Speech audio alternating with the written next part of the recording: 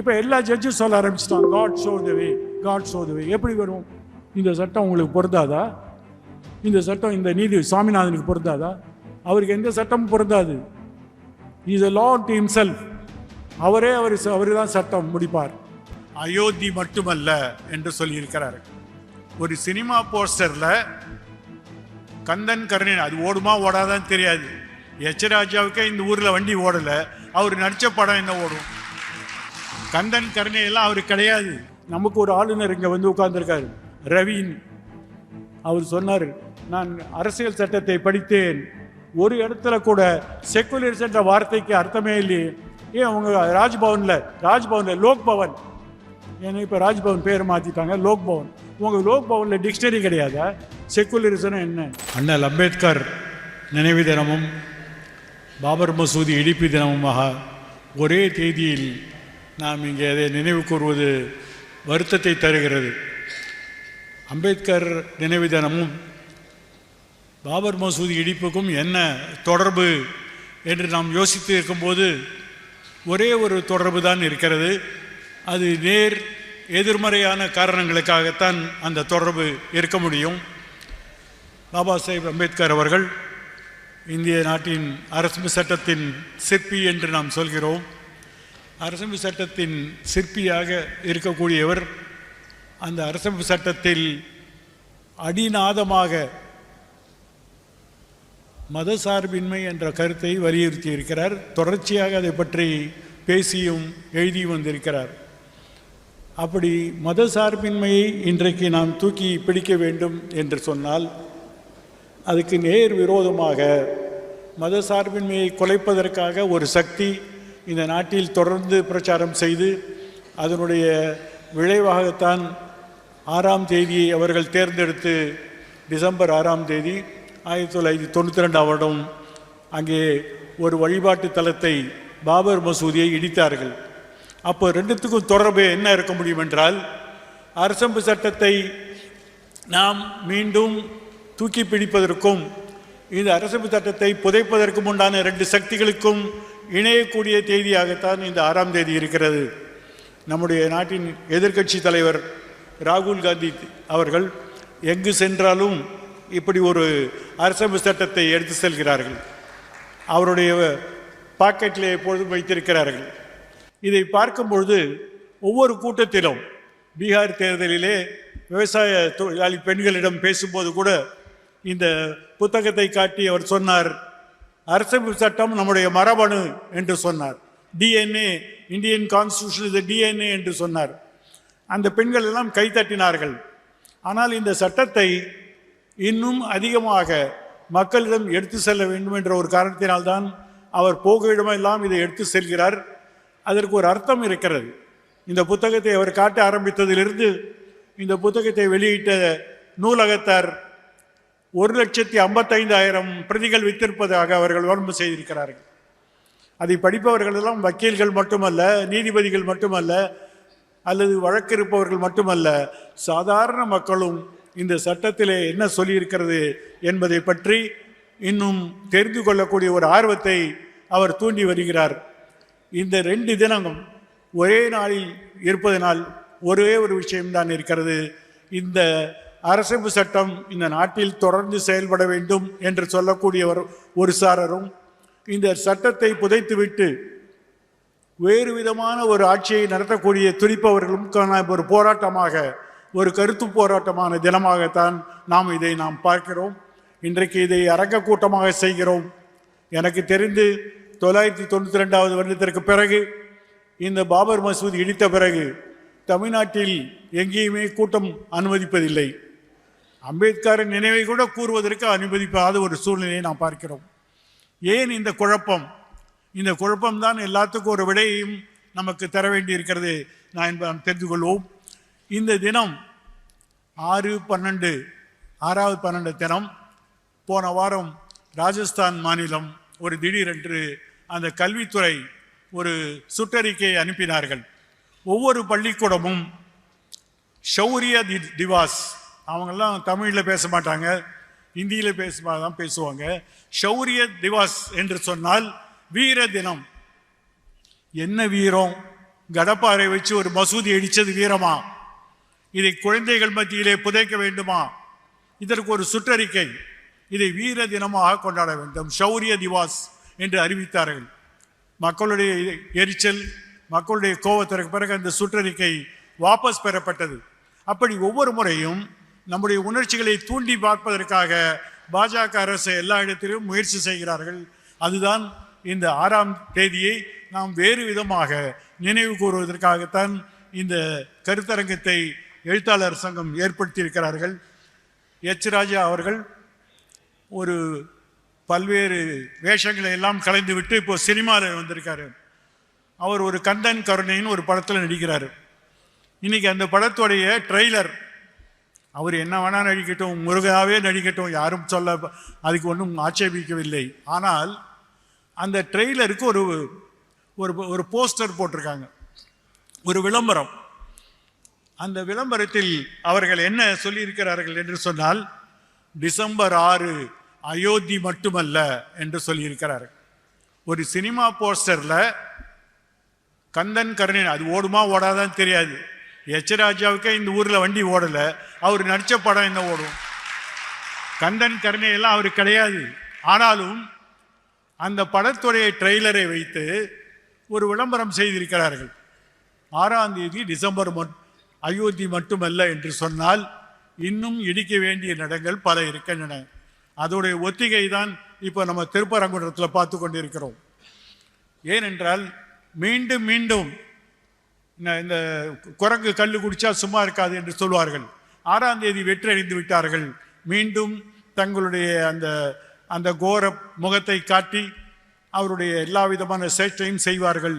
ஆகவே தான் நாம் இந்த 6ஆம் தினத்தை, இந்த தத்துவ தினத்தை நாம் வேறு விதமாக புரிந்து கொள்ள வேண்டும். பாபர் மசூதி இடிப்பதும் ராமர் கோயில் கட்டுவதெல்லாம் பற்றி உங்களுக்கு எல்லாரும் தெரிஞ்சிருக்கும். நான் அதை பற்றி சொல்ல போவதில்லை. ஆனால் மார்க்ஸுடைய அடிப்படையான ஒரு தத்துவம் என்னவென்றால், ஒரு கட்டுமானம் வேண்டும் என்றால் அதற்கு அடித்தளம் வேண்டும். There must be a foundation for a superstructure என்று சொல்வார். மேல் கட்டுமானம் தனியாக நிற்க முடியாது, அதற்கு ஒரு அடித்தளம் வேண்டும் என்று. ஆனால் இந்தியாவில் விசித்திரமாக மேல் கட்டுமானத்தை வைத்து இன்றைக்கு ஒரு அடித்தளத்தை உருவாக்கி இருக்கிறார்கள். ராமர் இங்கே தான் பிறந்தார், ராமருடைய கோயில் இங்கே இருந்தது, அங்கே மறுபடியும் ஒரு கோயிலை கட்டுவோம், அந்த இடத்தில் எந்த விதமான வேறு கட்டணம் இருந்தாலும் இடித்து தள்ளுவோம் என்று ஒரு பிரச்சாரம். இந்த பிரச்சாரம் இன்றைக்கு ஓரளவுக்கு வெற்றி பெற்று நீதிமன்றத்துடைய அங்கீகாரத்துடன் அவர்கள் இன்றைக்கு செயல்படுகிறார் என்றால், இந்த தத்துவத்தை நாம் எப்படி புரிந்து கொள்வது? மேல் கட்டுமானம் இருந்தால் அடித்தளம் இருக்க முடியுமா? மேல் கட்டுமானத்தை அவர்கள் என்றைக்கு உருவாக்கினார்கள் என்பதை நாம் தெரிந்து கொள்ள வேண்டும். பாபர் மசூதியும் இந்த ராமர் கோயிலும் 92 ஆரம்பித்து 2024 முடிந்த கதை அல்ல. அதற்கு முன்னால் இதை திட்டமிட்டு அவர்கள் செயல்பட்டார்கள் என்பதை நாம் புரிந்து கொள்ள வேண்டும். ஆகவே சில குறிப்புகளை மட்டும் நான் இந்த கூட்டத்திலே உங்களை நாம் சொல்லி வருகிறேன். அதற்கு முன்னால் எக்ரேஷியஸ் என்று ஒரு வார்த்தை, ஆங்கிலத்தில் எர்கேஷியஸ் என்று சொன்னால் மோசமான அல்லது கெட்ட அல்லது ஒரு அடாவடித்தனமான செயல் என்று சொல்லலாம். இந்த எர்கேஷியஸ் என்ற வார்த்தையை இந்தியாவுடைய உச்ச நீதிமன்ற தலைமை நீதிபதி ஏற்கனவே இருந்தவர் தனஞ்சய் சந்திரசூட் 2 இடத்திலே பயன்படுத்தியிருக்கிறார்கள். இந்த எக்ரேஷியஸ் அடாவடித்தனமான செயல் என்ற வார்த்தையை 2 இடத்தில் அவர்கள் பயன்படுத்தியிருக்கிறார்கள். ஒன்று, அவர் எழுதிய தீர்ப்பு. உங்களுக்கெல்லாம் தெரியும், ராமர் கோயில் கட்டிய தீர்ப்பிலே அவர்கள் இந்த பாபர் மசூதியை இடிப்பதை பற்றி ஒரே ஒரு வரி வருகிறது, இட்ஸ் an egregious ஆக்ட் என்று சொல்கிறார்கள். ஒரு அடாவடித்தனமான செயல் என்று சொல்லியிருக்கிறார்கள், அந்த தீர்ப்பிலே சொல்லியிருக்கிறார்கள். அதே சமயத்தில் தலைமை நீதிபதி பின்னாடி ஒரு அந்த தீர்ப்பை யார் எழுதியாவது தெரியாது, 5 பேர் கையெழுத்து போட்டார்கள். ஆனால் தீர்ப்புடைய ஆசிரியர் யார்? It is unanimous but anonymous என்று சொல்வார்கள். ஏகமனதான தீர்ப்பு, ஆனால் பெயர் தெரியாதவர்கள் எழுதியது என்று அர்த்தம். யாருக்கும் அதில் ஒன்றும் சந்தேகமே இல்லை. 5 பேர் எழுதியிருக்கிறார்கள். அதை எழுதியக்கூடியவர் யார் இருக்க முடியும் என்று எல்லாரும் கண்டுபிடிக்கலாம். இன்றைக்கு நம்முடைய மின்னணு தகவல் அந்த விஷயங்கள்லாம் மிகப்பெரிய அளவில் இருக்கும்பொழுது இந்த தீர்ப்பை இவர்தான் எழுதியிருப்பார் என்று எல்லாருக்கும் தெரியும். ஆனால் அவரால் அதை மறைத்து கொள்ள முடியவில்லை. தான் எழுதுவேன் அதை சொல்ல வேண்டிய ஒரு காத்திருந்தார்கள். அதுக்கு ஒரு வேலை வந்தது. என்ன வேலை என்றால், அவர் ஓய்வு பெற்ற பிறகு இந்த தீர்ப்பை நான் தான் எழுதினேன் என்று சொல்ல வேண்டும். எப்படி சொல்ல வேண்டும்? அவர் சொல்கிறார், இந்த தீர்ப்பை நாங்கள் விசாரித்தோம், மிக உணர்ச்சிகசமான ஒரு வழக்கு, ராத்திரி பகலாக நாங்கள் யோசித்து யோசித்து எங்கள் மண்டை காய்ந்ததுதான் மிச்சம். அப்படி யோசித்து கொண்டிருக்கிற வேளையில் கடவுளாக பார்த்து எங்களுக்கு அருள் கொடுத்தார், எப்படி இந்த தீர்ப்பை எழுத வேண்டும் என்று அவர் சொன்னார். அப்படி சொல்லும் பொழுது அதை எழுதியது தான் என்பதையும் அவர் அதில் சொல்லிக் கொண்டார். ஏனென்றால் அதுவரை அந்த தீர்ப்பை எழுதியது யார் என்று தெரியாது. இப்போ நிறைய தீர்ப்புகள் நம்முடைய உச்ச நீதிமன்றத்தில் வந்து கொண்டிருக்கின்றன. சமீபத்தில் நம்முடைய ஆளுநருக்கு எப்படி செயல்பட வேண்டும் என்பதற்கு குடியரசுத் தலைவருடைய ஆலோசனை தீர்ப்பு 5 பேர் எழுதுகிறார்கள். யார் எழுதியது என்று தெரியாது, எல்லாரும் கையெழுத்து போடுகிறார்கள். இதைத்தான் சொல்வார்கள் ஏகமனதாக ஆனால் அனாமதேய தீர்ப்பு என்று சொல்வார்கள். இப்படி ஒரு தொடர்ச்சி. ஏன் அவர்கள் அப்படி செய்கிறார்கள்? ஏன் அவர்களால் எழுதியவர் யார் என்று சொல்ல முடியவில்லை என்றால், மக்கள் ஒருவேளை தவறாக புரிந்து கொள்வார்கள், ஆகவே எல்லாரும் சேர்ந்து ஒரே மூஞ்சியை காட்டலாம் என்று சொல்லலாம். ஆனால் இந்த அயோத்தி தீர்ப்பு உண்மையிலே நீங்கள் பார்த்தால் அதில் இந்த எக்ரேஷியஸ் ஆக்ட் என்று அவர் சொன்னது பாபர் மசூதி இடிப்பைத்தான் சொன்னார்கள். அப்படி இடிப்பை பற்றி மோசமான செயல் என்று சொல்லிவிட்டு அதை இடித்தவர்களை பற்றி என்ன செய்ய வேண்டும், அவர்கள் மீது என்ன நடவடிக்கை வேண்டுமோ ஒன்று கிடையாது. இடித்ததற்கு என்ன தண்டனை ஒன்றும் கிடையாது.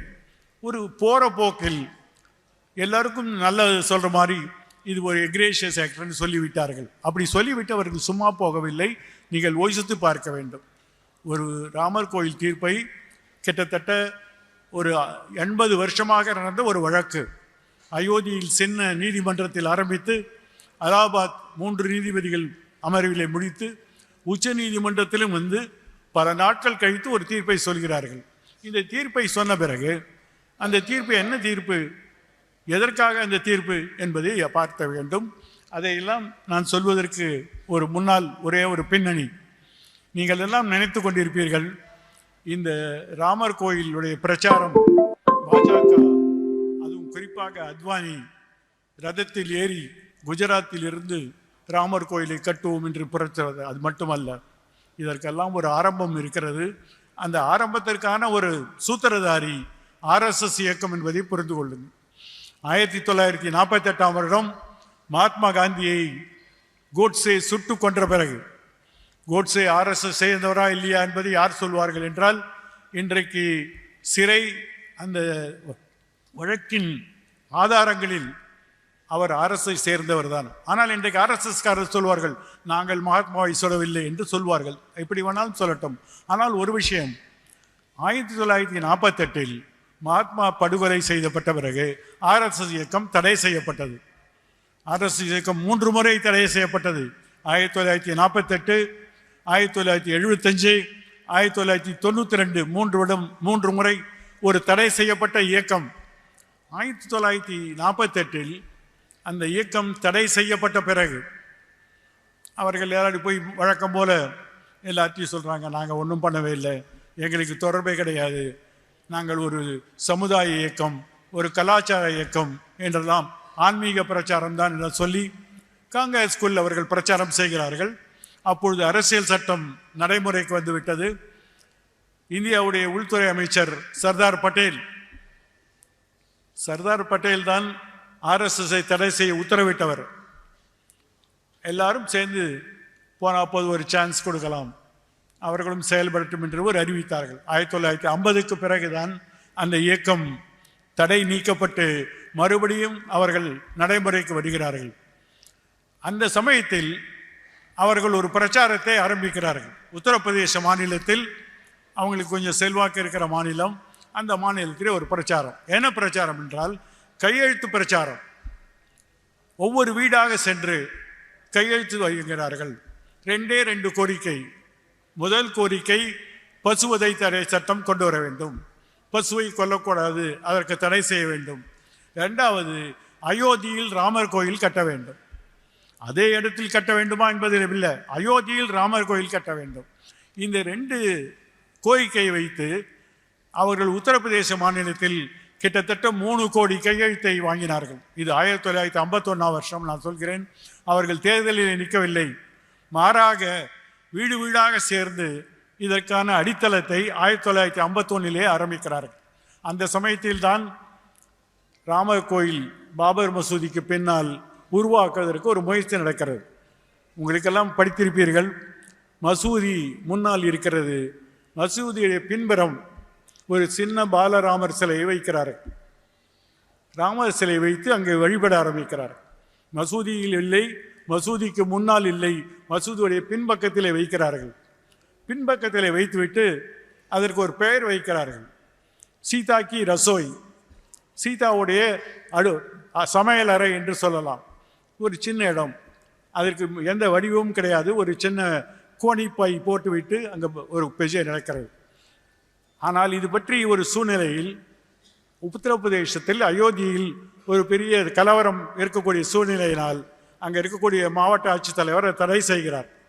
நீங்கள் இந்த மசூதிக்குள்ளே வந்து இது மாதிரி பண்ணக்கூடாது, இதுக்குள்ளே ஒரு சிலை வைக்கக்கூடாது என்று சொல்கிறார்கள். ஆனால் அந்த தடையெல்லாம் கொஞ்ச நாளில் ரத்து செய்யப்படுகிறது. அங்கே பின்பக்கத்திலே பூஜை செய்கிறார்கள். விசித்திரமான பூஜை. ஏன் நான் இதை சொல்கிறேன் என்றால், ஒரு சின்ன விஷயத்தை ஊதி பெருசாக்கி அந்த பெருசை பலூனாக்கி அந்த பலூனையும் வெடிக்க வைக்கக்கூடிய அந்த சாமர்த்தியம் அவளுக்கு உண்டு. ஒரு பக்கத்தில் மக்களிடம் நாங்கள் இங்கே கோயில் கட்டுவோம், இன்னொரு பக்கத்தில் சின்ன பூஜை, நாங்கள் உள்ளெல்லாம் வரல, வெளியில தான் உட்காந்துருக்கோம், வாசலில் உட்காந்துருக்கோம் அப்படின்னு இப்படியெல்லாம் ஆரம்பித்து கொஞ்சம் கொஞ்சமாக அவர்கள் அந்த கோரிக்கையை பெருசு பெறுகிறார்கள். ராமருக்கு அங்கே பூஜை நடக்கிறது. பிஜேபி ஆட்சிக்கு வருகிறார்கள். பிஜேபி ஆட்சிக்கு வருவதற்கு முன்னாலும் ஒரு சின்ன சம்பவம் நடந்தது. 1975 RSS இயக்கம் தடை செய்யப்பட்டது. மறுபடியும் தடை செய்யப்பட்ட பிறகு அந்த இயக்கம், அப்பொழுது இருந்த இந்தியாவுடைய பிரதமர் இந்திரா காந்தி, அவருடைய மகன் சஞ்சய் காந்தி, இந்திரா காந்தி அவர்கள் 20 அம்ச திட்டம் வைக்கிறார்கள், சஞ்சய் காந்தி 5 அம்ச திட்டம் வைக்கிறார்கள். 5 அம்சத்தில் ஒரு திட்டம் குடும்ப கட்டுப்பாடு. இந்த குடும்ப கட்டுப்பாட்டை உத்தரப்பிரதேசத்திலும் பீகாரிலும் கட்டாயமாக செய்து நூற்றுக்கணக்கானவரை கட்டாயமாக குடும்ப திட்டத்தோடு செய்கிறார்கள். இதை பார்த்து மிகப்பெரிய ஒரு குழப்பமும் எதிர்ப்பாளையும் வருகிறது. அதை இந்தியிலே சொல்வார்கள் நாஷ்பந்தி என்று சொல்வார்கள். குடும்ப கட்டுப்பாடுக்கு பெயர் நாஷ்பந்தி. 75 இப்படி கட்டாய குடும்ப கட்டுப்பாடு செய்வதை RSS இயக்கம் ஆதரிக்கிறார்கள். அவர்கள் இந்திரா காந்திக்கு கடிதம் எழுதுகிறார்கள், 5 அம்ச திட்டத்தை நாங்கள் ஏற்றுக்கொள்கிறோம், எங்கள் தடையை நீக்கிவிடுங்கள். அப்பொழுது இருந்த RSS தலைவர் தியோரஸ், பாலாசாஹேப் தியோரஸ் என்பவர் எழுதிய கடிதம் இன்றைக்கு யார் வேண்டுமானாலும் பார்க்கலாம். ஒரு தடை செய்யப்பட்ட இயக்கம், எல்லோரும் எதிர்க்கக்கூடிய இயக்கம், குடும்ப கட்டுப்பாட்டில் மோசமான விளைவுகளை ஏற்படுத்திய ஒரு இயக்கத்தில் RSS சொல்கிறார்கள் நாங்களும் 5 அம்ச திட்டத்தை நிறைவேற்ற வருகிறோம் என்று. இதை பார்த்து அந்த தடை மாறிவிடும் என்று அவர்களுடைய நப்பாசை. ஒவ்வொரு முறையும் அவர்கள் தடை செய்யப்பட்ட போது அரசாங்கத்துக்கு ஆதரவாக ஒரு அறிக்கை விடுவது, அரசாங்கத்துக்கு ஆதரவாக நாங்கள் செய்கிறோம் என்றெல்லாம் சொல்வார்கள். இப்படியெல்லாம் செய்தி 1976 ஜனதா கட்சி ஆட்சிக்கு வருகிறது. ஜனதா கட்சி எல்லாம் சேர்ந்து ஒரு அவியல், பல்வேறு கட்சிகள் சேர்ந்து ஒரு கூட்டணி, நாங்கள் நெருக்கடி நிலையை எதிர்க்கிறோம், சர்வாதிகாரத்தை எதிர்க்கிறோம், ஜனநாயகத்தை மீண்டும் அதே பாதையிலே வைக்கப் போகிறோம் என்று சொல்லி வருகிறார்கள். அந்த கூட்டணியுடைய பிரதம அமைச்சர் மொரார்ஜி தேசாய். மொரார்ஜி தேசாயுடைய அமைச்சரவையில் பல்வேறு அமைச்சர்கள் இருக்கிறார்கள், பழைய காங்கிரஸ்காரர்கள் இருக்கிறார்கள், சுதந்திரா கட்சியை சேர்ந்தவர்கள் இருக்கிறார்கள், பழைய ஜனசக்தியை சேர்ந்தவர்கள் இருக்கிறார்கள், எல்லாரும் சோசியலிஸ்டுகள் இருக்கிறார்கள். இந்த அமைச்சரவையில் ஒரு திடீரென்று குழப்பம். என்ன குழப்பம் என்றால், இந்த அமைச்சரவையில் இருப்பவர்கள் ஜனதா கட்சியில் மட்டும்தான் உறுப்பினர்களாக இருக்க வேண்டும், ஜனதாவிலும் இருந்து கொண்டு RSSலும் இருக்கக்கூடாது, பின் சீட்டிலிருந்து இந்த குதிரையை ஓட்டக்கூடாது என்று அவர்கள் வைக்கிறார். அதாவது டபுள் மெம்பர்ஷிப் என்று சொல்வார்கள், இரட்டை உறுப்பினர்கள். ஒரு அமைச்சரவையில் இருக்கக்கூடிய அமைச்சர்கள் ஒரு கட்சிக்கு மட்டும்தான் விசுவாசம், இன்னொரு கட்சி ஒரு ரகசியமான கட்சி. அதனுடைய பின்புலம், அதனுடைய வடிவம், அதனுடைய உறுப்பினர்கள் யாருக்கும் தெரியாது, இன்றைக்கும் தெரியாது.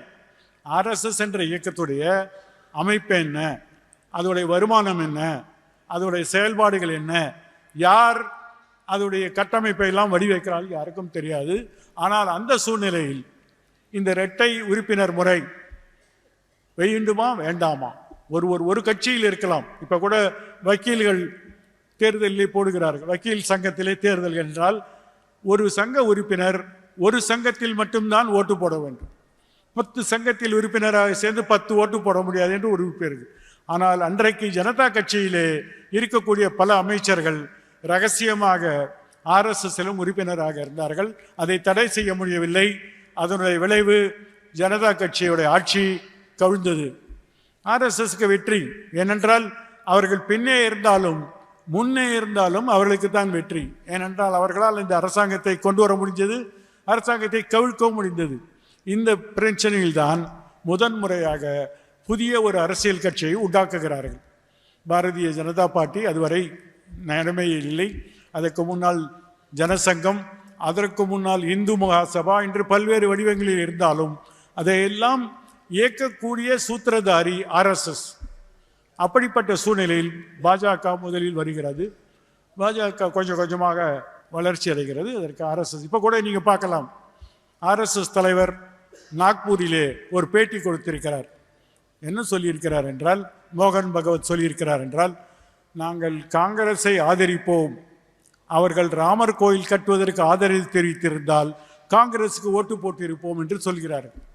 அப்படி என்றால் அவங்களுடைய ஒரே திட்டம், 1 பாயிண்ட் ப்ரோக்ராம், ஒரே அம்ச திட்டம் இந்த கோயில் கட்டுவது. இந்த கோயில் கட்டுறதுனால என்ன லாபம், என்ன நஷ்டம்லாம் கேட்கக்கூடாது. அது ஒரு குறியீடு. இந்த நாட்டுடைய பெரும்பான்மை சிறுபான்மையை அடக்கி வைக்க வேண்டும். இதை எல்லா இடத்திலும் அவர்கள் சொல்கிறார்கள். பெரும்பான்மைக்கு சிறுபான்மை அடக்க வேண்டும். பாபா சாஹேப் அம்பேத்கர் அவர்கள் சொல்லியிருக்கிறார்கள், அரசமைப்பு சட்டத்திலே பெரும்பான்மை சிறுபான்மை என்பது ஜனநாயகத்தில் அல்ல, 2 பேருக்கு ஒரு உடன்பாடு தான். ஒரு சிறுபான்மையை நசுக்கிவிட்டு ஒரு பெரும்பான்மையை ஆட்சி செய்ய முடியாது என்பதனால்தான் இந்திய அரசியல் சட்டத்திலே 2வது பிரிவு, 26வது பிரிவு, 29வது பிரிவு, 30வது பிரிவில் எல்லாம் மத உரிமை, மத சார்பற்ற உரிமை, மதத்தை நம்பாமல் இருப்பதற்கு உரிமை, சிறுபான்மையினருக்கு உரிமை எல்லாம் இந்த சட்டத்தில் எழுதப்பட்டிருக்கிறது. இதுக்கெல்லாம் ஒரு ஒரு பின்னணி இருக்கிறது. ஒரு பக்கத்தில் பெரும்பான்மை நெசுக்க வேண்டும் என்ற பக்கத்தில் சிறுபான்மைக்கு ஒரு சட்ட பாதுகாப்பு என்ற முறையில் தான் அரசமைப்பு சட்டம் இயற்றப்பட்டது என்பதை நாம் புரிந்து கொண்டால் இந்த விளையாட்டை நாம் தெரிந்து கொள்ள முடியும். இப்படி ஜனதா ஆட்சியை கவுத்துவிட்டு தங்களுடைய சொந்த கட்சியை வளர்க்கிறார்கள். தங்களுக்கென்று கட்சி கிடையாது. நாங்கள் கலாச்சார இயக்கம் என்று சொன்னாலும் சமீபத்திலே RSS தலைவர் சொல்லியிருக்கிறார், நாங்கள் காங்கிரஸையும் ஆதரித்திருப்போம், அவர்கள் மட்டும் ராமர் கோயிலுக்கு பச்சை கொடி காட்டியிருந்தால் நாங்கள் ஆதரிப்போம். அதெல்லாம் ஒரு ஏமாற்று வித்தை. அவர்களுக்கு தெரியும் யாரை வைத்து இந்த பிரச்சனையை செய்ய முடியும் என்று. அப்படித்தான் கொஞ்சம் கொஞ்சமாக அவர்கள் அங்கே வருகிறார்கள். ஒரு கட்டத்தில் அவர்கள் துணிந்து விட்டார்கள். இந்த கோயிலை இடிக்க வேண்டும், இந்த மசூதியை இடிக்க வேண்டும், அங்கதான் கட்ட வேண்டும். At the same place Ramar அந்த மசூதிக்குள்ள தான் பிறந்தார் என்பதுக்கு என்ன சாட்சி இருக்கிறது? உங்களுக்கு ஞாபகம் இருக்கும், இந்த மசூதிக்கு கீழே வேறு ஒரு வழிபாட்டு தலம் இருக்கிறது என்று சொன்னார்கள். என்ன அதுக்கு சாட்சி? ஏதோ 2-3 தூண்கள் இருக்கின்றன. வழிபாட்டு தலம் என்றால் முன்னால் வருகிறார், அயோத்தியிலே ராமர் கோயில் இருந்ததா என்று யாருக்கும் கிடையாது. ஒரு அசர்ஷன், ஒரு வாதத்திற்கு சாட்சியம் வேண்டும். அப்பொழுது அலகாபாத் நீதிமன்றத்தில் இந்த வழக்கு நடக்கும் பொழுது 3 நீதிபதிகள் சொன்னார்கள், நீங்கள் சொல்கிறீர்கள் மசூதிக்கு கீழே ஒரு வழிபாட்டு தலம் இருக்கிறது, நாம் அதை பார்த்து விடுவோம். அதற்காக தொல்லியல் நிபுணர்களை, தொல்லியல் துறையை வைத்து நீங்கள் கீழே தோண்டி பாருங்கள், வேறு ஏதாவது ஒரு சாட்சி கிடைக்கிறதா என்று அப்பொழுதே தோண்டுவதற்கு ஆரம்பித்தார்கள். இந்த தொல்லியல் துறைக்கு இப்படிப்பட்ட ஒரு பழைய வடிவத்தை கீழே தோன்றினால் அந்த பழைய அந்த ஸ்ட்ரக்சர் விழுந்து விடும் என்ற பயம் இருந்தது. ஆகவே அவர்கள் ஒரு ஜப்பான் கம்பெனியுடன் ஒப்பந்தம் செய்கிறார்கள். இதெல்லாம் மேட்டர் ஆஃப் ரெக்கார்ட், நீங்கள் வேண்டுமானால் பார்க்கலாம். அலகாபாத்துடைய 3 நீதிபதிகள் தொல்லியல் துறையை ஆராய சொல்கிறார்கள். தொல்லியல் துறைக்கு போதுமான அளவுக்கு அனுபவம் கிடையாது. அதனால் அவர்கள் ஒரு ஜப்பான் கம்பெனியுடன் ஒப்பந்தம் செய்கிறார்கள். ஜப்பான் கம்பெனி 26 தொழிலாளர்களை வேலைக்கு வைக்கிறார்கள். 26 தொழிலாளர்களை வேலைக்கு வைக்கும் பொழுது அந்த நீதிமன்றத்தில் ஒரு மனு செய்கிறார்கள். இந்த 26 தொழிலாளர்களும் இந்து மதத்தை சேர்ந்தவர்கள். நீங்கள் தோண்டப்போவது ஒரு மசூதி, ஒரு இஸ்லாமியருடைய வழிபாட்டு தலம். ஆனால் தோண்ட போகக்கூடிய தொழிலாளிகள் அனைவரும் ஒரே மதத்தை சேர்ந்தவர்கள். எங்களுக்கு இந்த குழுவின் மீது நம்பிக்கை இல்லை என்று ஒரு மனு போடுகிறது. அதை ஏற்றுக்கொண்ட அலகாபாத் 3 நீதிபதிகள் சொன்னார்கள், இது போன்ற உணர்ச்சிகரமான பிரச்சனையில் ஒரே மதத்தை சேர்ந்தவர்கள் இருக்கக்கூடாது, இந்த குழுவில் எல்லா மதத்தை சேர்ந்தவர்களும் இருக்க வேண்டும் என்று அந்த உத்தரவு போடப்படுகிறது. அந்த உத்தரவின் அடிப்படையில் அந்த தோண்டக்கூடிய குழு மாற்றியமைக்கப்படுகிறது.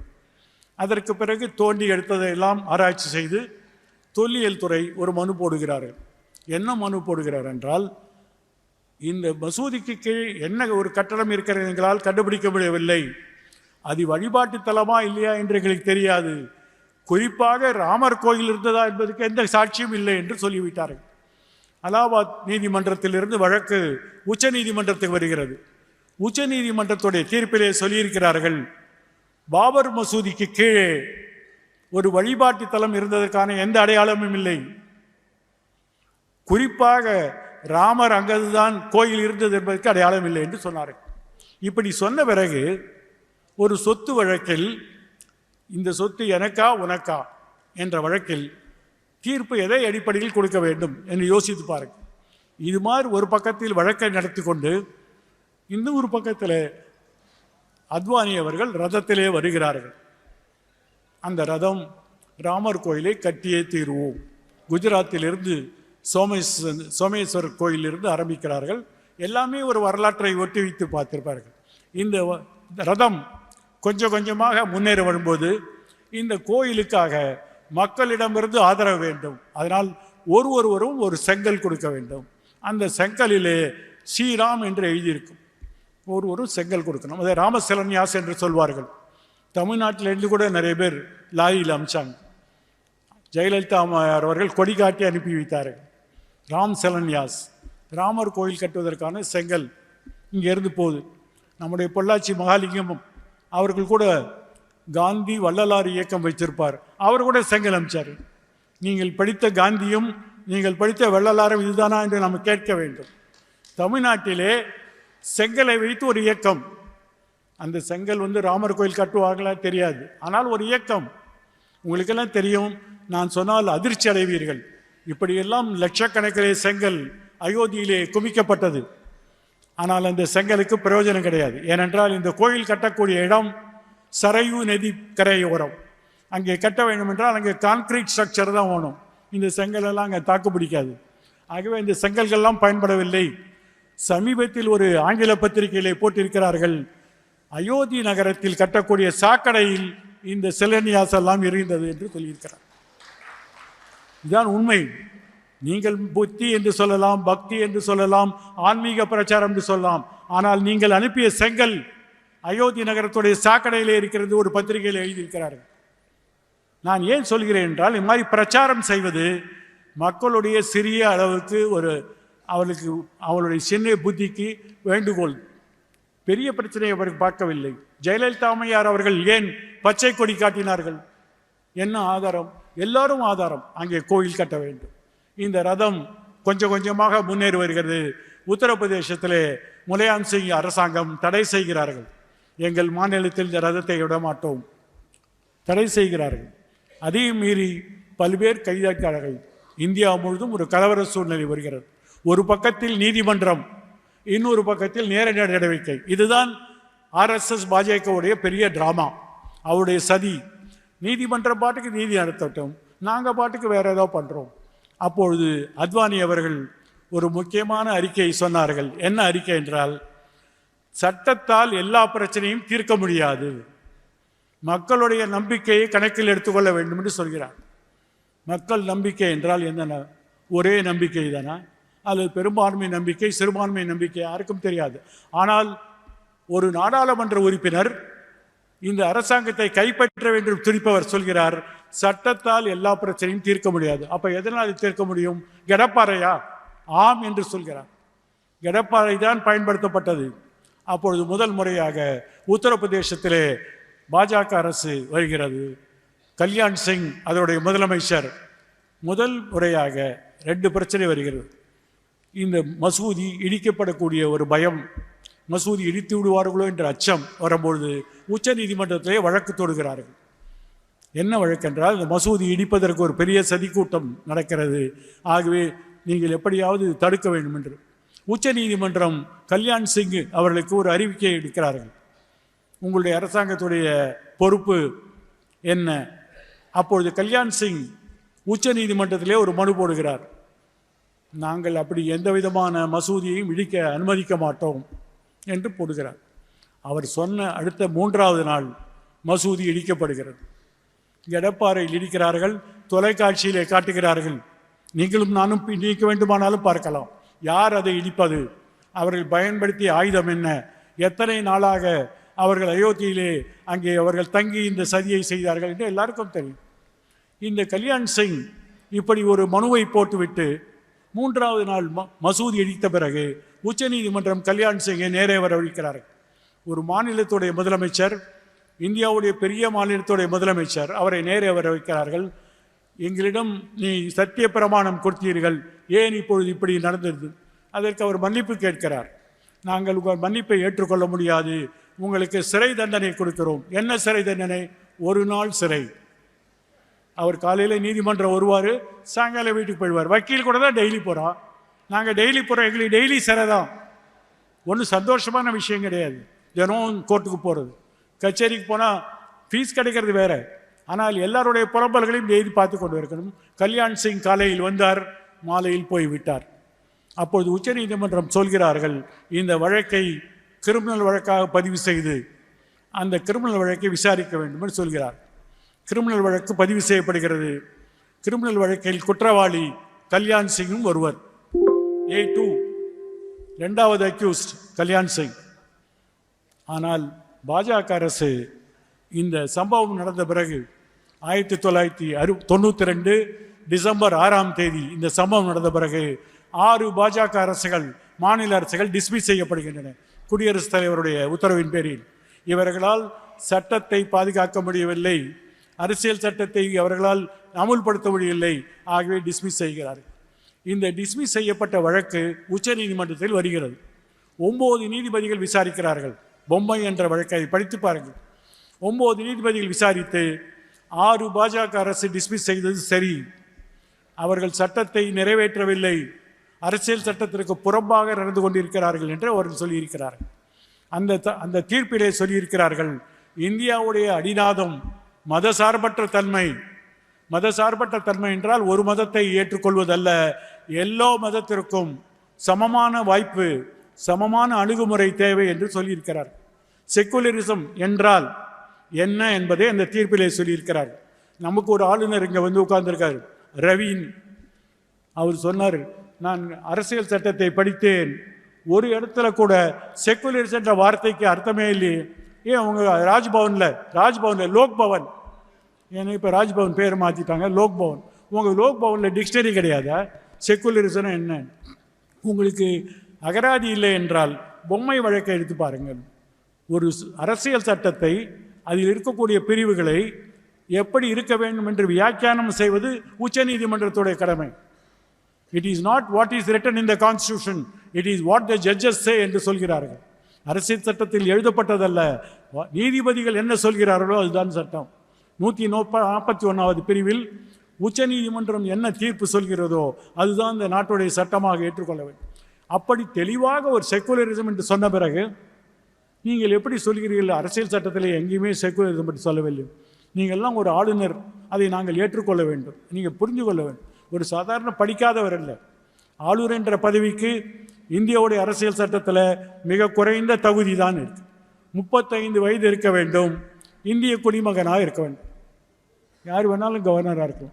தமிழிசை இருக்காங்க, அரிஃப் முகமது கான் இருக்காங்க, இப்போ RN ரவி இருக்கார். மூளையே தேவையில்லை. ஆனாலும் இன்றைக்கு அவர்கள் பிரச்சனையை உண்டாக்குகிறார் என்றால் எல்லாரும் சேர்ந்து ஒரே மாதிரி கோஷ்டி கானம் பாடுகிறார்கள். 1992 RSS மறுபடியும் தடை செய்யப்படுகிறது. 6 மாநிலங்கள் டிஸ்மிஸ் செய்யப்படுகிறது, மறுபடியும் தடை செய்யப்படுகிறது. 1994 இந்த RSS இயக்கத்தை எப்படி கட்டுப்படுத்துவது என்ற எண்ணம் தோன்றுகிறது. அதற்காக CRPC அல்லது குற்றவியல் நடைமுறை சட்டம், இந்திய தண்டனை சட்டம் IPC ரெண்டும் திருத்தப்படுகிறது. 2 புதிய பிரிவுகள் உண்டாக்குகிறார்கள். யாரும் ஆயுதம் தாங்கி பொது வழிகளில் எந்த விதமான பயிற்சியும் செய்யக்கூடாது, செய்தால் 6 மாதம் சிறை தண்டனை என்று சொல்கிறார். குறிப்பாக இந்த சட்ட திருத்தம் RSS இயக்கத்துக்கு எதிராக கொண்டு வரப்பட்ட சட்டத்திட்டம். இது மாதிரி ஒவ்வொரு பார்க்கில், ஒவ்வொரு மைதானத்தில், ஒவ்வொரு தெருவில் ஆட்களை வைத்து, தடியை வைத்து ஜெய் ஸ்ரீராம், ஜெய் பாரத் மாதா கி ஜெய் என்றெல்லாம் சொல்ல முடியாது. அப்படி ஒரு திருத்தம் நம்முடைய சட்டத்தில் கொண்டு வரப்பட்டது. ஆனால் சட்டம் திருத்தப்பட்டாலும், மிக மிக போராட்டத்துக்கு பிறகு சட்டம் கொண்டு வரப்பட்டது. சட்டம் திருத்தப்பட்டாலும் சட்டத்தை நடைமுறை கொண்டு வர உத்தரவை குடியரசுத் தலைவர் செய்யவில்லை. அப்போது இந்த அரசாங்கத்துக்குள்ள, ஆளுங்கட்சிக்குள்ளாகவும் அவங்களுக்கு வேணுங்கிற ஆட்கள் இருக்காங்க. நீங்கள் சட்டத்தை ஏற்றி விடலாம், சட்டத்தை யார் நிறைவேற்றப் போகிறார்கள்? எங்கே வேணாலும் நாங்கள் ஊழல் நடத்துவோம், எங்களுடைய RSS குரு பூஜை தெருவிலே நாங்கள் செல்வோம். ஒருத்தர் கேட்டார், தெருவில் தான் போகிறீங்க, எதுக்கு தடி எடுத்துன்னு போகிறீங்கன்னு கேட்குறாங்க. அதுவும் அவங்களுடைய ஆயுதம். அதனால தான் இந்த சட்டத்தில் போட்டிருக்காங்க, ஆயுதம் என்றால் அது கழி, கொம்பு, தடி, லத்தி எதுவாக இருக்கலாம்னு ஒரு விளக்கம் வேற இருக்கு. ஆயுதம் என்றால் துப்பாக்கி மட்டுமல்ல, தடி வைத்திருப்பதும் ஆயுதம் என்று சட்டத்தில் இருக்கிறது. இன்றைக்கு அந்த சட்டம் மரணித்து விட்டது. புதிய கிரிமினல் சட்டம் கொண்டு வந்திருக்கிறார்கள். பாரதிய நியாய சங்கீதா, பாரதிய நகரிக் சுரக்ஷ சங்கீதா, பாரதிய சாட்சிய சங்கீதா. யாருக்கும் புரியாது. இங்கே கூட ஒரு ஜட்ஜு சொன்னார், ஆனந்த் வெங்கடேஷ்னு, எனக்கு சங்கீதா தெரியும், சகீலா தெரியும், இது என்ன சங்கீதாங்கிறார். எல்லாமே ஹிந்தி தான். அரசியல் சட்டத்திலே 348வது பிரிவிலே நாடாளுமன்றம் எழுதக்கூடிய சட்டங்கள் அனைத்தும் ஆங்கிலத்தில் இருக்க வேண்டும் என்று சொல்லியிருக்கிறார்கள். ஆனால் அவர்கள் இந்தியிலே சட்டம் எழுதுகிறார்கள். இதை பற்றி சென்னை உயர்நீதிமன்றத்திலே ஒரு வழக்கு நடக்கிறது. அந்த வழக்கு ஒன்றிய அரசு சார்பாக ஆஜரான வக்கீல் சொல்கிறார், ஏன் நீங்கள் இங்கிலீஷில் வைக்கலன்னு. அவர் சொன்னார், இந்தியில் தான் பேர், இங்கிலீஷில் தானே எழுதுகிறோம். பேர் ஹிந்தி தான், ஆனால் எழுதுறது இங்கிலீஷ் தானே அப்படின்னு சொல்கிறார். அதை பற்றி பிரச்சனை இல்லை. இந்த புதிய சட்டத்தில் பாரதிய நியாய சங்கீதா சட்டத்திலும் பாரதிய நகரிக் சுரக்ஷா சங்கீதத்திலும் இந்த 2 பிரிவுகளும் காணாமல் போய்விட்டது. அப்பொழுது காவல்துறை சார்பாக நாடாளுமன்றத்துக்கு கடிதம் எழுதுகிறார்கள், இப்படி 2 பிரிவுகள் இல்லை என்றால் இந்த நாட்டிலே கலவரம் நடக்கக்கூடிய வாய்ப்பு இருக்கிறது, இந்த பிரிவுகளை நீங்கள் வைக்க வேண்டும் என்று காவல்துறை சார்பாக எழுதுகிறார்கள். இந்த ஒரு காவல்துறையினர் தமிழ்நாடு இல்லை, காவல்துறையினருக்கு ஒரு சங்கம் இருக்கிறது, IPS ஆஃபீஸர், இந்திய காவல்துறை பணி சேர்ந்த ஒரு சங்கம். அந்த சங்கம் நாடாளுமன்ற தலைவருக்கு கடிதம் எழுதுகிறார்கள், இந்த 2 பிரிவையும் ஏன் காணா போய்விட்டது புதிய சட்டத்தில். பழைய பிரிவுகளெல்லாம் இருக்கிறது, இந்த 2 பிரிவும் அதற்கு பதில் சொல்லவில்லை. ஏனென்றால் அவளுக்கு நன்றாக தெரியும், வேண்டுமென்றே அதையெல்லாம் எடுக்கிறார்கள் RSS, அவருடைய கைப்பாவை. ஆகவே இந்த மசூதியை இடிப்பு என்ற பிரச்சனை வந்த பிறகு உச்சநீதிமன்றம் இந்த வழக்கை தொடர்ந்து நடத்த வேண்டும் சொன்ன பிறகு கல்யாண் சிங் நீதிமன்றம் வர வேண்டும். உத்தரப்பிரதேசத்துடைய முன்னாள் முதலமைச்சர் அக்யூஸ் நம்பர் 2 அவர் உள்ள வரணும். உடனே அவர் வராமல் இருப்பதற்கு என்ன செயல் என்றால் அவரை ராஜஸ்தான் ஆளுநராக போட்டுவிட்டார். ஒரு மாநிலத்துடைய ஆளுநர் 5 வருடம் பதவி வகிப்பார். அந்த 5 வருட காலத்தில் அவர் மீது சிவில், கிரிமினல் நடவடிக்கை எடுக்க முடியாது. There is immunity from prosecution. ஒரு சட்டப்படி நடவடிக்கை எடுப்பதற்கு ஆளுநருக்கு பாதுகாப்பு இருக்கிறது. அதனால் அவருக்கு பாதுகாப்பு கொடுக்கப்படுகிறது. 5 வருஷம் எப்படி கேஸ் நடக்கும்? அவர் தான் கவர்னராக இருக்காரு. கேஸ் நடக்காது. கேஸ் நடக்கவில்லை, பல வருடங்கள் நடக்கவில்லை. கடைசியாக அந்த வழக்கு அலகாபாத் நீதிமன்றத்தில் தள்ளுபடி செய்யப்படுகிறது. போதுமான சாட்சி இல்லை. நீங்களும் நானும் தொலைக்காட்சியில் பார்க்குறோம், கடப்பாறை வச்சிருக்க மூஞ்சியெல்லாம் நல்லா தெரியுது, சாட்சி இல்லை என்று ஒரு வழக்கு தள்ளி செய்யப்படுகிறது. இப்போ அதுக்கு மேலே அப்பீல் எப்போ முடியும் என்று தெரியாது. ஆனால் உண்மை என்னவென்றால் மறுபடியும் பாஜக அரசு 2009ஆம் வருடம், அந்த 2014ஆம் வருடம் பதவிக்கு வந்த பிறகு இதே கல்யாண் சிங்க்கு பத்ம விபூஷன் கொடுக்கிறார்கள். எதுக்கு? மசூதி இடிச்சதுக்கா? ஒரு நாட்டுடைய அந்தஸ்து பத்ம விபூஷன், பத்மஸ்ரீ, பாரத ரத்னா. இப்போ கல்யாண் சிங் செத்து போன பிறகு செத்து போனவருக்கு ஒரு பட்டம் கொடுக்கிறார்கள், பத்ம விபூஷன். என்ன செஞ்சார்? உச்ச நீதிமன்றத்தில் பொய்வித்த வாக்குமூலம் செய்து மன்னிப்பு கேட்டு ஒரு நாள் சிறைக்கு போனவர். ஒரு கிரிமினல் கூட்டத்திலே 2வது அக்யூஸ்டாக இருந்தவர். நீங்கள் கவர்னர் பதவி கொடுத்ததினால் தப்பித்தார். 5 வருஷம் காலதாமம் செய்தார்கள். இன்றைக்கு அவருக்கு பத்மபூஷனால் ஒரு விஷயத்தில் அவங்க ரொம்ப தெளிவாக இருக்காங்க. நாங்கள் செய்வதை செய்வோம், சொன்னதை செய்வோம், செய்து கொண்டிருக்கிறோம். இங்கே தான் நாங்கள் கோயில் கட்டுவோம்னா கட்டியிருக்கிறோம். இங்கே தான் ராமர் பிறந்தாரான்னா சட்டம் எல்லாத்துக்கும் பிரச்சனை இல்லை, மக்களுடைய நம்பிக்கை, இங்கே தான் கட்டுவோம். இதுக்கு என்ன ஒரு ஆதாரம் என்றால் உச்ச நீதிமன்றம் அவர்கள் சார்பாக தீர்ப்பு சொல்கிறார். மிக விசித்திரமான தீர்ப்பு. இந்த தீர்ப்பை நீங்கள் பெரிய தீர்ப்பு படித்தா 976வது பத்தியில் என்ன சொல்லியிருக்காருன்னா, நாங்கள் இந்த வழக்கை முழுமையாக படித்த பிறகு ஒரு விஷயம் புலப்பட்டது.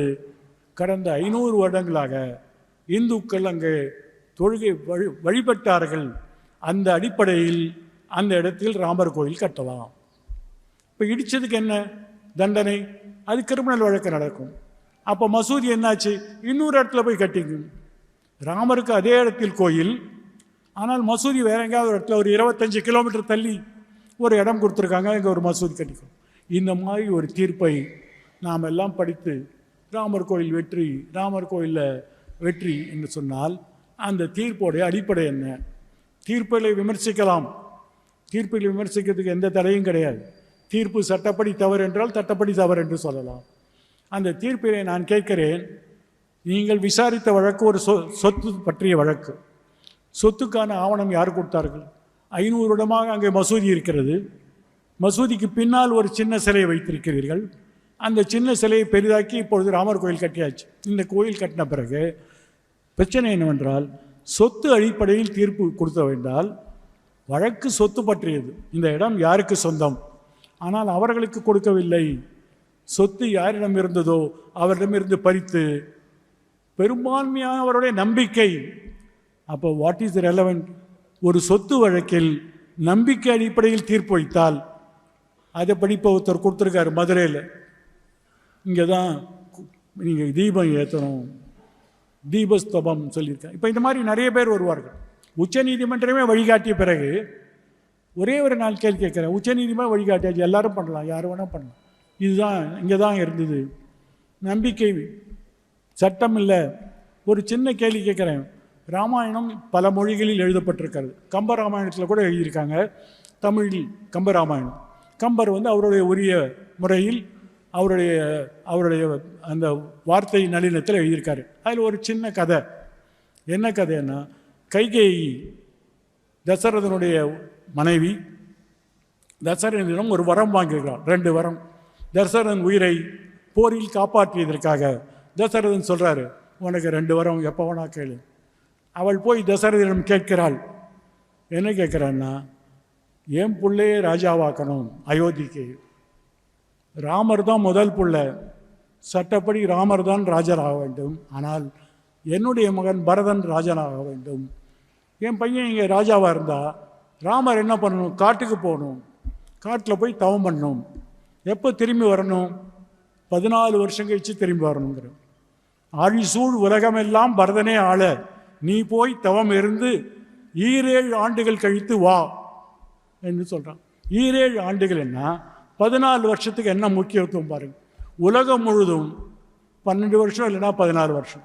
ஒரு சொத்தை ஒருவரால் அவர் அந்த அனுபவிக்க முடியவில்லை என்றால், சொத்தில் மாற்றான் அங்கே இருக்கிறான், ஆக்கிரமித்திருக்கிறான் என்றால் 12 வருடம் கழித்து அந்த சொத்தை அவன் சொந்தம் கொண்டாடலாம். ஏனென்றால் பாதுகாப்பாத சொத்து அவனுடைய சொத்து அல்ல, யார் அதை கைப்பற்றி இருக்கணும்னு அவருடைய சொத்து. அதுதான் சட்டம். அது அமெரிக்காவில் அதே சட்டம், இங்கிலாந்தில் அதே சட்டம், இந்தியாவிலையும் அதே சட்டம் தான். இந்தியாவில் 12 வருஷம், இங்கிலாந்தில் 12 வருஷம், அமெரிக்காவில் 14 வருஷம். ஆனால் கம்பன் எழுதிய ராமாயணத்தில் 14 வருஷம் அந்த அம்மா ஏன் சொன்னாங்கன்னா, ஒரே காரணம், என் பிள்ளை இங்கே ஆளும்போது நான் போய் அவன் 14 வருஷம் போயிட்டு வந்தால் அவன் திரும்பி சட்டப்படி கேட்க முடியாது. மூத்த பிள்ளைங்கிற கதை நடக்காது. ஏனால் அவன் சொத்தை பாதுகாக்க தவறிவிட்டான். 7 ஆண்டுகள் என்று கம்பன் சொல்லியிருக்கிறாரே, அதை ஏன் இந்த நீதிபதிகள் படிக்கவில்லை? அதை இன்றைக்கும் சட்டத்திலே சொல்வார்கள், law of prescription, law of limitation, காலவரையர் சட்டம்.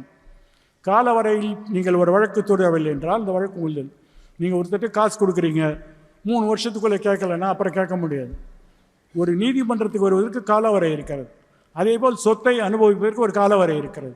ஆனால் 500 வருடமாக ஒரு மசூதி இருக்கிறது என்றால் 500 வருஷத்துக்கு கழித்து நம்பிக்கை அடிப்படையில் அவற்றை கொடுக்குறாங்க என்றால் நீங்கள் சட்டத்தை மாற்றி எழுதுகிறீர்கள். சட்டமே அப்படி இல்லை. நீங்கள் ராமாயணத்தையே படிக்கவில்லை, அதான் உண்மை. ஆனால் நாம் என்ன சொல்கிறோம்? ஐயோ, தீர்ப்பு சொல்லிவிட்டார்களே. சரி, தீர்ப்பு சொல்லிவிட்டார்கள். இந்த பாபர் மசூதி இடித்த பிறகு நாடாளுமன்றம் ஒரு புதிய சட்டத்தை ஏற்றுகிறார்கள். என்ன சட்டம் என்றால், வழிபாட்டு தலத்தை பாதுகாக்கும் சட்டம். வழிபாட்டு தலத்தை பாதுகாக்கும் சட்டம் என்றால், இந்தியா சுதந்திரம் அடைந்த அன்று 15 ஆகஸ்ட் 1947, 15th ஆகஸ்ட் 1947, எந்தெந்த வழிபாட்டு தலங்கள் எப்படி இருக்கிறதோ அதை யாரும் மாற்ற முடியாது. It cannot be change. எந்த நீதிமன்றமும் அது குறித்து வழக்கு தொடுக்க முடியாது. எந்த சிவில் நீதிமன்றமும் அது போன்ற வழக்கை எடுக்கக்கூடாது. ஒரு சட்டம் இயற்றிருக்கிறார். இந்த சட்டத்துடைய நோக்கம் என்னவென்றால், ராமர் கோயில் மாதிரி நிறைய பேர் கிருஷ்ணர் கோயில், மதுராவில் கிருஷ்ணர் கோயில், காசியிலே விஸ்வநாதர் கோயில், சம்பலிலே சிவன் கோயில், எல்லா இடத்துலையும் பக்கத்தில் மசூதி இருக்கிறது. கோயில் பக்கத்தில் மசூதி. கிருஷ்ணர் இங்கே பிறந்தாருன்னா அந்த பக்கத்தில் மசூதி இருக்கு. இந்த பக்கம் அந்த விஸ்வநாதருக்கு லிங்கம் இருக்கிறதுனால் பக்கத்தில் மசூதி இருக்க. இப்போ எல்லாரும் சொல்கிறார்கள், இந்த இடம் எங்களுக்கு சொந்தம். முகலாயர்கள் எல்லா இடத்தையும் கைப்பற்றி விட்டார்கள். இப்படிப்பட்ட வழக்குகளை தடுப்பதற்காக ஒரு சட்டம் கொண்டு வரப்பட்டிருக்கிறது. அந்த சட்டத்துடைய கடைசியில் என்ன சொன்னார்கள் என்றால், இந்த சட்டம் ராமர் கோயிலுக்கு பொருந்தாது. ஏன் ராமர் கோயில் பொருந்தாது என்றால், ராமர் கோயில் வழக்கு 1948 நடந்து கொண்டிருக்கிறது. நடந்து கொண்டிருக்கிற வழக்கை நாடாளுமன்றத்தால் தடுக்க முடியாது. இனிமேல் வரக்கூடிய வழக்குகளுக்கு இந்த சட்டம் பொருந்தும். பொருந்தும்னா நீங்கள் பொருந்தும் என்று வைத்துக்கொள்கள். RSSஐ பொறுத்தவரை பொருந்தாது. காசியை விட்டு கொடுங்க, மதுராவை மீட்போம், சம்பலை மீட்போம், ஒரு வழக்கு போடுகிறார்கள். என்ன வழக்குன்னா, நாங்கள் உள்ளே போய் பார்க்கணும், இங்கே ஒரு லிங்கம் இருக்குது. அவர்கள் சொல்கிறார்கள் அது லிங்கம் இல்லை, நாங்கள் கோயிலில் தொழுகை போகும்போது நாங்கள் கை கால் கழுவுற இடம். இல்லை, நாங்கள் போய் பார்க்கணும். ஒரு நீதிமன்றம் அதுக்கு அனுமதிக்கிறார்கள். ஒரு அட்வொகேட் கமிஷனர் போட்டு போய் பார்த்துட்டு வா. இப்படி தொடர்ச்சியான வழக்குகள். இந்த வழக்குகளை எல்லாம் தடுக்க வேண்டும். புதிதாக வந்திருக்கக்கூடிய சட்டம் இதையெல்லாம் தடுக்கிறது என்று சொன்னால், இதே நீதிபதி சந்திரசூட் அவர்கள் அதற்கு தடை செய்ய மறுத்துவிட்டார். சட்டத்தில் தடை இருக்கிறது, நீதிமன்றம் விசாரிக்கக்கூடாது என்று இருக்கிறது. அப்படி என்றால் எல்லாவற்றையும் மறுபடியும் பிரச்சனையாக்கும். இப்போது உச்ச நீதிமன்றம் தடை செய்திருக்கிறார். சஞ்சீவ் கண்ணா என்ற தலைமை நீதிபதி இந்த வழக்கை யாரும் விசாரிக்கக்கூடாது என்று சொல்கிறார். இது உண்மை என்றால், திருப்பரங்குன்றத்தில் இந்த தூணில் தான் தீ ஏற்றணும். எந்த சட்டம்? இந்த சட்டம் உங்களுக்கு பொருந்தாதா? இந்த சட்டம் இந்த நீதி சுவாமிநாதனுக்கு பொருந்தாதா? அவருக்கு எந்த சட்டமும் பொருந்தாது. Is a law to himself. அவர் தான் சட்டம் முடிப்பார். இன்னும் கேட்டால் என்ன சில பேர் கேட்டாங்க, நீங்கள் இதை பற்றி ஒரு கட்டுரை எழுதணும். நான் கட்டுரை எழுதுகிறேன், நீங்கள்லாம் என்ன பண்ணுறீங்க? நான் கட்டுரை எழுதி பத்திரிகை போட்டுக்கிறேன். நான் அந்த முகநூலிலே போட்டேன், இந்த சுவாமிநாதன் வேதத்தை நம்புகிறார். அவர் ஒரு பேட்டியில் சொல்லியிருக்காரு, வேதம் படித்ததனால் ஒரு கொலைகாரனை விடுதலை பண்ணான். பண்ணிக்கிட்டோம். அந்த வேதத்துடைய பகுதியாக உபனிஷத் ஒன்று இருக்கிறது. பல உபநிஷத்துகள் இருக்கின்றன, கிளை அறநூல்கள். அதில் ஒரு உபநிஷத்தில் என்ன போட்டிருக்கானா, அசதோமா சத்கமய, தமசோமா ஜோதிர்கமயன்னு போட்டு. அசதோமா சத்கமய என்ன அர்த்தம்னா, எங்களை இந்த நிச்சயமற்ற தலையிலிருந்து நிச்சயத்துக்கு கூட்டு செல்லுங்கள். தமசோமா ஜோதிர்கமய என்றால் எங்களை இருட்டிலிருந்து வெளிச்சத்துக்கு கூட்டு போங்கள்னு சொல்லி, எங்களை இருட்டிலிருந்து வெளிச்சத்துக்கு. இப்போ சுவாமிநாதனுக்கு தேவை இந்த உபநிஷத் தான். உங்களை இருட்டிலிருந்து வெளிச்சம் காட்ட வேண்டும். ஏனென்றால் இன்றைக்கு ஒரு சந்திரசூடு மட்டுமல்ல, சந்திரசூடோட வழித்தோன்றல்கள் இன்றைக்கு இருக்கிறார்கள். அவர் மேலே இருந்தாருன்னா அவங்க கீழே இருக்காங்க. இதே சந்திரசூட் தன்னை கடவுள்தான் காட்டினார் வழி என்று சொன்னார். நான் அவருக்கு ஒரு லெட்டர் எழுதினேன். நீங்கள் விசாரித்த வழக்கில் பலராமரே ஒரு பார்ட்டி, பலராம விரஜ்மான் அப்படி என்று சொன்னால் பலராமன் என்ற விக்கிரகம் தான் அந்த வழக்கை போட்டது. நான் அவரிடம் கேட்டேன், உங்களுக்கு எந்த கடவுள் வழிகாட்டினார்? வழக்கு போட்ட சாமியா, வழக்கு போடாத சாமியான்னு? இல்லை, காட் இஸ் அ பார்ட்டி. கடவுளே அந்த வழக்கில் ஒரு கட்சி. இவர் சொல்கிறார் கடவுள் தான் வழிகாட்டினால். எந்த கடவுள் உங்களை வழிகாட்டினார் நான் கேட்குறேன். நான் கூட மதுரையில் ஒரு தீர்ப்பு சொன்னேன், ஒரு தேவர் நினைவு சின்னம் பற்றி. அந்த தீர்ப்பு இந்து பத்திரிகையில் வந்தோடனே ஒரு நாள் காலையில் வாக்கிங் போகும்போது ஒரு ஜட்ஜு வந்தார். பிரதர், நாங்கள் எல்லோரும் பிரதர் சிஸ்டர்ஸ் தான். பிரதர், அந்த தீர்ப்பு படித்தேன், ரொம்ப சூப்பர் ஜட்ஜ்மெண்ட் அப்படின்னார். சார் நல்லது சார். உடனே கை கொடுத்தாரு. அப்புறம் சொன்னார், அதை நீங்கள் எழுதவில்லை, அவன் சொல்கிறான், நீங்கள் எழுதுகிறீர்கள்னு சொன்னான். அது வரைக்கும் என்னுடைய பகுத்தறிவு சும்மா இருந்தது. நான் அவரை கேட்டேன், சார் இந்த தீர்ப்பை ரத்து பண்ணுறாங்க பெஞ்சில், அதை யார் எழுதுவா, அதை யார் சொன்னாங்க? அதுக்கு அவர் சொன்னார், நீங்கள் எப்பயுமே வில்லங்கன் தான், உங்ககிட்ட பேசுகிறதே வேஸ்ட்னு போயிட்டார். 6 வருடம் கழித்து என்னுடைய தீர்ப்பு ரத்து செய்யப்பட்டது. நான் அவருக்கு ஒரு கடிதம் எழுதினேன், இதை யார் சார் எழுதினான்னு கேட்டேன். ஏன் சொல்கிறேன் என்றால், இப்பொழுது நீதிபதிகள் தாங்கள் எழுதுகிற எல்லா ஜட்ஜ்மெண்ட்டும் டிவைன் ஆர்டைன், அவர் சொல்கிறாரு இவன் நாங்கள் எழுதுகிறோம் அப்படிலாம் சொல்ல மக்களை ஏமாத்துறது. நாங்கள் படித்த கல்வி, நாங்கள் படித்த சட்ட ஞானம், அதை வைத்து எழுதுகிறோம். அது அன்றைய வரைக்கும் சரி. மேல் நீதிமன்றம் தவறு என்றால் தவறு தான். இது ஒரு human mind, it's an action of human mind, மற்றபடி கிடையாது.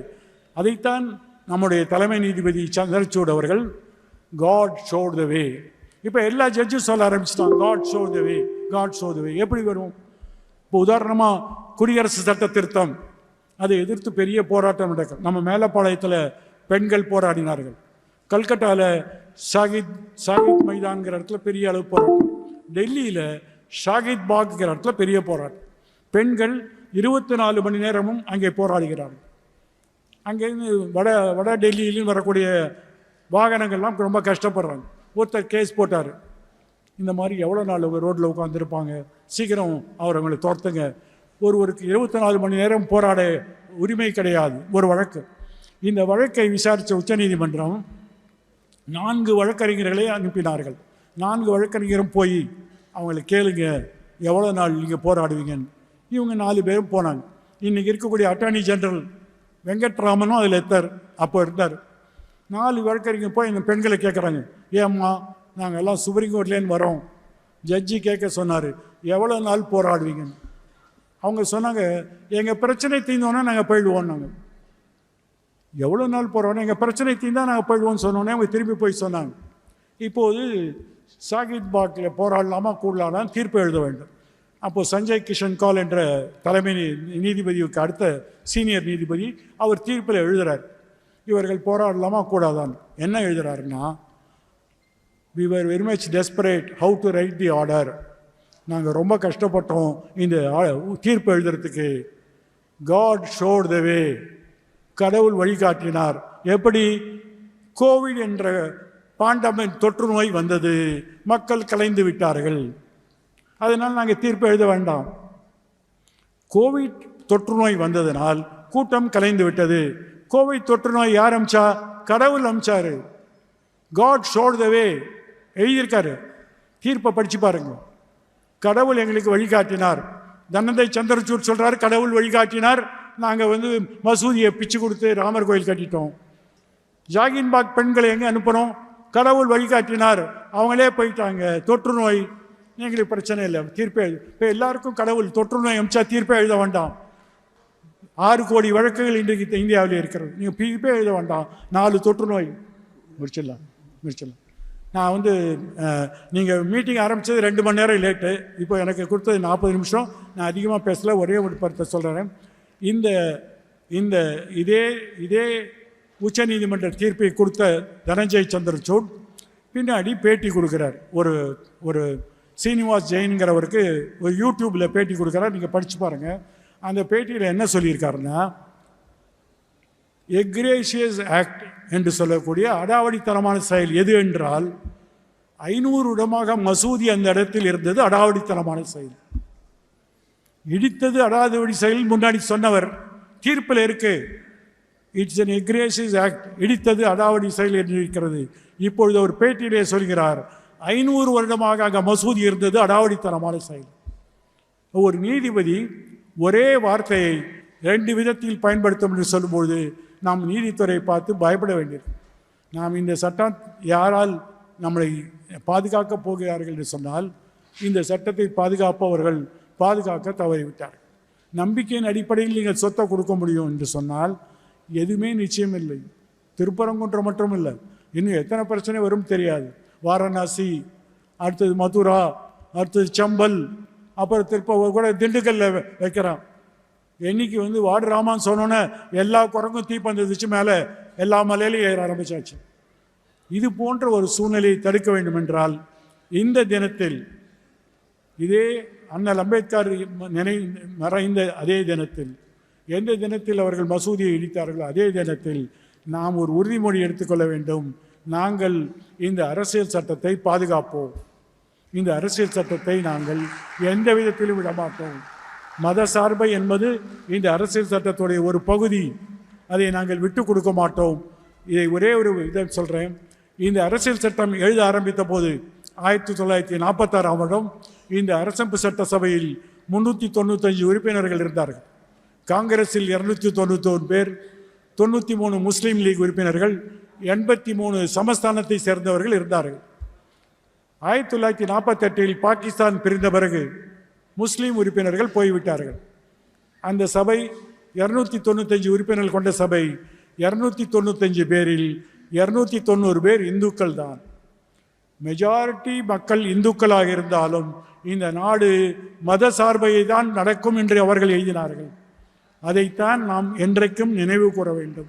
75 ஆண்டுகள் இந்த அரசமைப்பு சட்டம் இருந்தாலும் பக்கத்தில் இருக்கிற பாகிஸ்தானில் இராணுவ ஆட்சி, பக்கத்தில் இருக்கிற வங்கதேசத்தில் இராணுவ ஆட்சி, நேபாளம் ஸ்திரமற்ற தன்மை, இந்த ஸ்ரீலங்காவில் ஒற்றை மொழி, ஒரே தலைமை, எல்லாம் மாறியாச்சு. ஆனால் நமது நாடு 75 ஆண்டுகளுக்கு பிறகும் நாம் இன்றைக்கும் இந்த அரசமைப்பு சட்டத்தின்படி செயல்பட்டு கொண்டிருக்கிறோம் என்று நம்பினால் இதோடைய முக்கியமான பிரச்சனை இதோடைய பன்முகத்தன்மை.